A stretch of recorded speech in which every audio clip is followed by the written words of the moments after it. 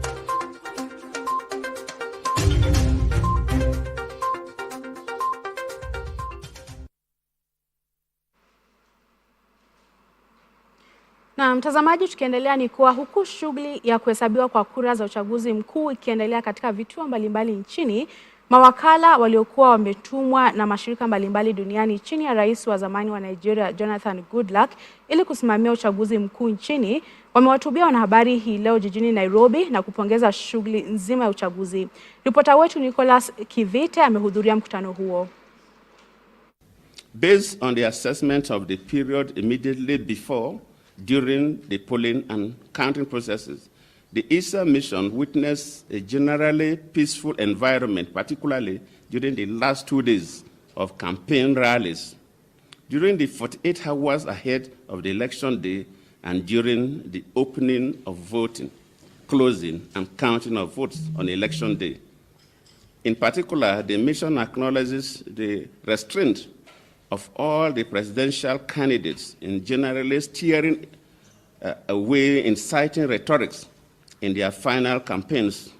Religious leaders, the National Commission on Integration and Cohesion, and civil societies for consistently encouraging candidates, parties, and citizens to remain peaceful, and state security agencies for assuring the nation of their preparedness to provide adequate security during the Chad's electoral process.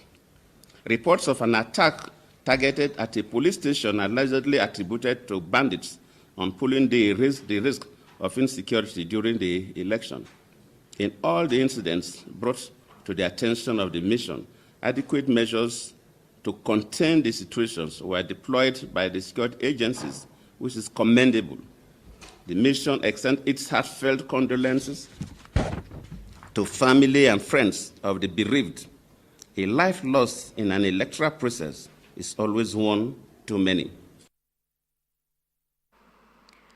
Kwingineko ni kwa msimamizi wa uchaguzi kaunti ya Makueni Moses Rarie wakotea matokeo kutoka maeneo bunge yote 6 katika kaunti hiyo ili kujumlishwa. Amesema maeneo bunge mengi kaunti hiyo yamemaliza hesabu ya kura na kilichosalia ni ujumlishaji wa kura hizo. Faith Imani Mugo alifanya mahojiano na afisa huyo wa uchaguzi Makueni.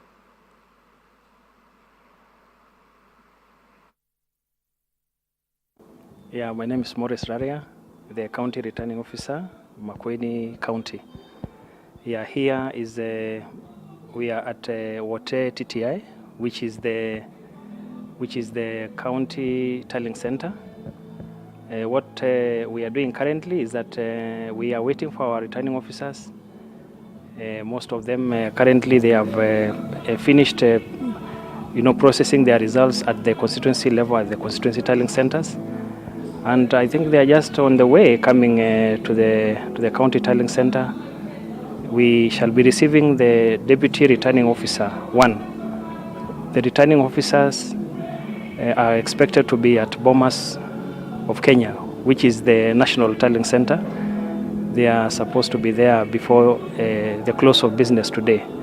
So they are already on the way, and then here we are expecting the deputy returning officers to submit the results for their county elective positions. That is for Senate, county woman member to the National Assembly, and also for governor or gubernatorial election. So we are just here. We are set to wait for them. You can see that we already have an elaborate tallying center. We all have all our officials ready, and we are just waiting for any time we shall be expecting our deputy returning officers to be here. Then we can start processing the results for county elective positions. We are just patience. Honestly, I appeal for patience. What I've done is that I always keep my candidates updated on what was happening. They are also, of course, they are also in those at the tallying centers at the constituencies. They are also monitoring. They have agents there, so they actually know the stage at which the results are. So there will not be any anxiety if we keep them updated. We keep them in touch. We talk to their candidates. We also talk to their agents, and some of them are already here with us. They are also interested in the results which are happening there at the constituency tallying center, so they know exactly where the results are. So yeah, then they know that from there they will come here. So they are also monitoring. So I'm sure When we start receiving our deputy returning officers, then you are likely to see most of the candidates and other agents coming to the tallying center. But we appeal for that patience, and we are happy because the way we've been engaging them throughout, sending updates to them all the time, telling them the progress and where we are at every stage of the election, then they trust that we are actually doing the right thing, and they will be patient to wait until the deputy returning officers come to the county tallying center. The only issue we had with the KIMS kit affected one constituency, which is Kibwezi West. But as we speak, you see, even Makueni, which is 100 meters from here, Makueni Boys, which is a tallying center for Makueni constituency, even the DRO there has also not arrived. But it's because our focus is just to make sure that we give our returning officers sufficient time to make sure that even as they collect results, they do the verification. We are not really rushing them to a situation where, putting them into a corner so that they make mistakes when they are doing their tallies.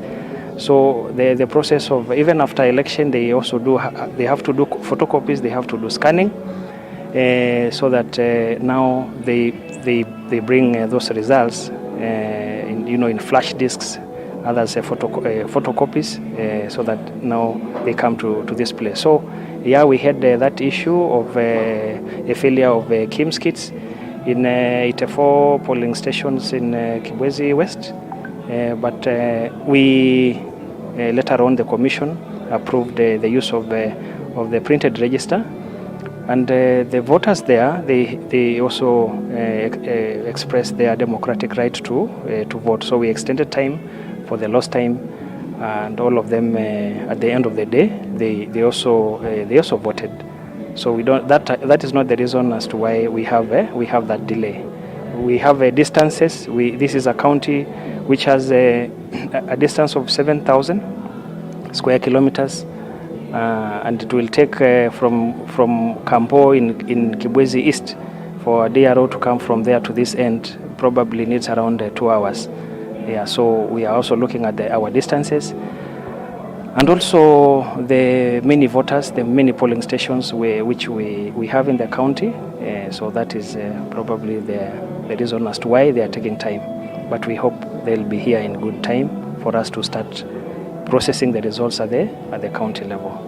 Naam, ni katika kituo hiki cha Makueni ambacho tunatarajia kupokea ujumlishaji wa kura zote za Makueni kuanzia wakati wowote kuanzia sasa, kwa maana tumehakikishiwa na county returning officer ya kwamba wakati wowote ule atapata kupokea matokeo ya kura ya kulingana na vile wapiga kura walipiga kutoka maeneo bunge tofauti. Hapa karibu tuko karibu na eneo bunge la Makueni ambalo liliweza kukamilisha ujumuishaji wa kura zake hapo jana usiku, na vile tuko na Kaiti ambayo pia inasemekana waliweza kukamilisha ujumuishaji wa matokeo yao hapo jana usiku.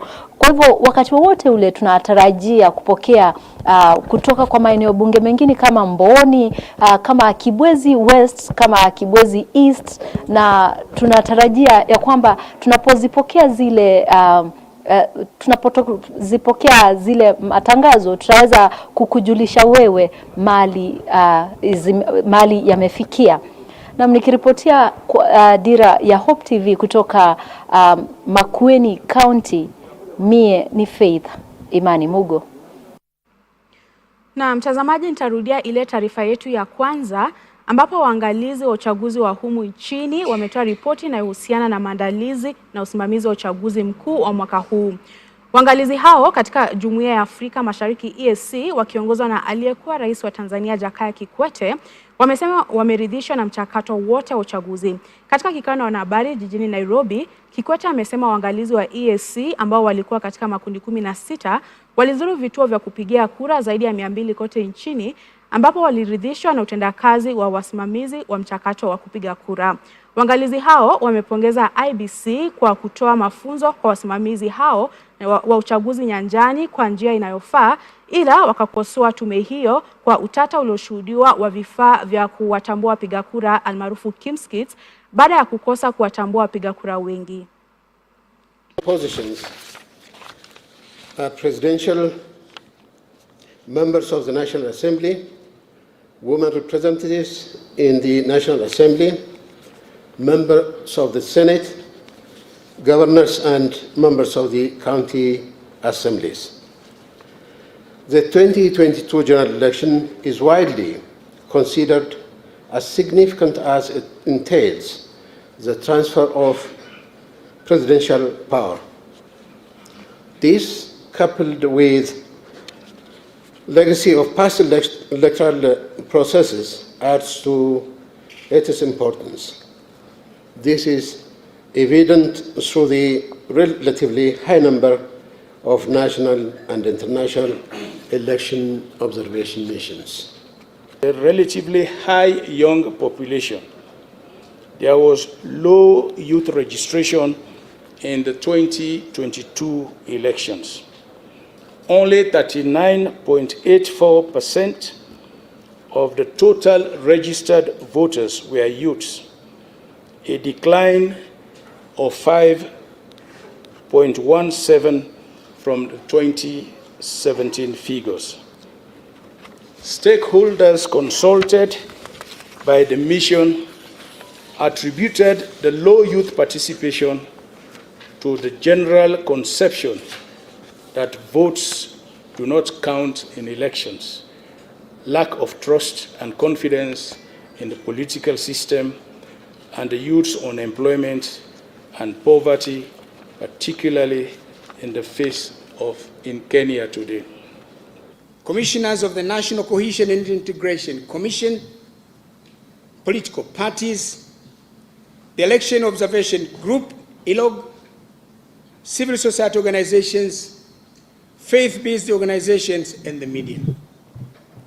We also had consultations with other regional and international observers. Many of them are already here. I attended a special event organized by the Kenya's Ministry of Foreign Affairs, by Secretary Rachel Omamo, organized by four observers. Mtazamaji, kwingineko ni kwa askofu mstaafu wa kanisa la Christ is the Answer Ministry SITAM Dr. David Oginde amewapongeza Wakenya walivyodumisha wakati zoezi la kujumlisha kura likiendelea. Askofu Oginde vilevile amepongeza tume huru ya uchaguzi na mipaka nchini IEBC kwa kutekeleza wajibu wake katika kuhakikisha kuwa hesabu ya kura ni ya kuaminika. Katika mahojiano maalum na Hope TV, askofu huyo ametoa wito wa utulivu wakati matokeo ya muda yakiendelea kutolewa. Kenyans have conducted themselves with great sense of responsibility. Many people had thought that by now there would be riots and violence and so on, but that has not been there. The voting was peaceful. The tallying process is taking place. Even though it is taking long, people are patient to wait. So I would say that generally things so far have gone very well, and we commend all the people who are involved. Low turnout, it means that people are losing confidence in the impact of the vote. So there's a large group of people who believe that irrespective of whether I vote or not, things will remain the same, which is unfortunate. And that calls for us as leaders at different sectors to show that when people give us responsibility through their vote, that we do the work that we have promised that we will do. My urge is, as we go forward, let us continue to believe in the power of the vote, and let's vote. But the greater call is for those people who are going to be elected in this season, let us do the work that the citizens have given to us. So this is something we asked for. And since all these media stations are not equipped to collect the figures, tally them in the same way, so you'll find there are discrepancies. The good thing is that all the figures that they are giving us, if they're to be believed, they are getting it from the IEBC website. Now the difference comes because the way they download the Form 34As may be different. The speed with which they enter the information may be different. But our hope is that at the very last, when they are all done, the figures will be the same. So I would urge all of us, this information is useful for our own consumption, but let's wait for the final result. Out of this number of votes so far tallied, so you may find some of the votes tallied are at 30%, which means there's still a long way to go. Some are at 70%, still a long way to go.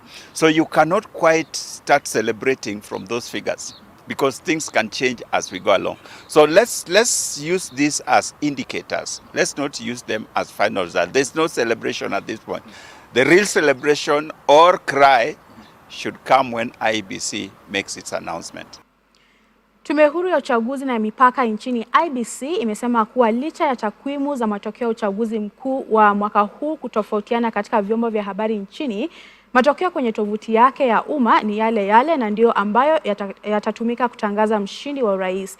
Katika hotuba yake, mwenyekiti wa tume hiyo Wafula Chebukati amesema kuwa takwimu za vyombo vya habari hakufai kuwatia wasiwasi wananchi, kwani mwishowe watajumlisha na kuainisha matokeo ili yawe sawa. Ameongeza kuwa matokeo katika maeneo ambayo yalitumia sajili za vitabu kuwatambua wapiga kura katika kaunti za Kakamega na Makueni yamewasilisha fomu hizo isipokuwa maeneo mawili katika eneo bunge la Malava.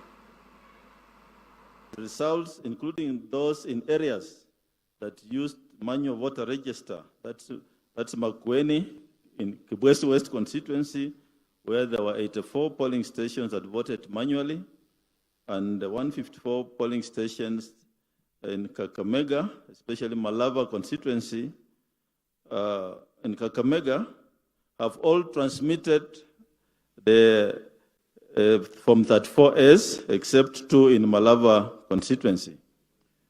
What happened here is that voting was done manual, but by the time of counting, the commission had ensured that the KIMS kits were ready and deployed for transmission. So transmission took place as envisaged in those 2 areas where largely voting was done manually. Collecting and announcement of results in a majority of constituencies is complete, and the returning officers have now started coming to physically deliver the results of Form 34As and 34Bs here at Bomas, and there are teams, as you can see, in the center of the auditorium working on it, and we hope that this exercise will largely take place mainly between today and tomorrow, and we hope to finalize in due course. As I said yesterday, just to repeat what's going on at the auditorium lobby, verification of transmitted image of results is happening from 34As against from 34Bs. That verification is what's happening there. And then there's also verification of 34Bs against 34As. And there's a team which is collating from 34C. And we shall then be able to populate that on the screen and come up with also percentages of the candidates, and then we shall also be able to know which candidate has scored in terms of the counties to meet the minimum threshold of 25%. And finally, we shall do the declaration of presidential results. Na mtazamaji, sasa tuweze kutazama matokeo ya zile kura za kuhesabu urais yalipofikia kwa sasa.